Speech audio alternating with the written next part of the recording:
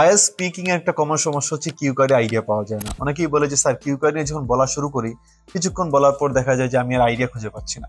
তাহলে কিউ কার্ডের আইডিয়া জেনারেশনের এই সমস্যাটা আমরা সমাধান করব কিভাবে?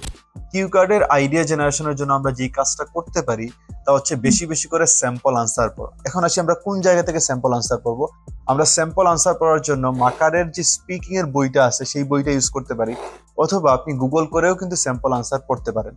আপনি যদি প্রতিদিন 5টা থেকে 10টা করে স্যাম্পল আনসার পড়েন, দেখবেন যে আপনার আইডিয়া জেনারেশনের সমস্যাটা আর থাকতেছে না। এই কাজটা আমি আমার মেইন এক্সামের আগে করতাম। দেখা যেত প্রতিদিন আমি যখন ফ্রি সময় পাইতাম আমি 5টা থেকে 10টা স্পিকিং এর কিউ কার্ড এবং পার্ট 3 এর স্যাম্পল আনসার পড়ে নিতাম, এবং এই যে পড়ার অভ্যাস এইটা আইডিয়া জেনারেশনের সমস্যা দূর করতে আমাকে অনেকটাই সাহায্য করছিল। তাহলে আইডিয়া জেনারেশনের সমস্যা দূর করার জন্য বা আইডিয়া জেনারেট করার জন্য আমরা বেশি বেশি করে স্যাম্পল আনসার করতে পারি।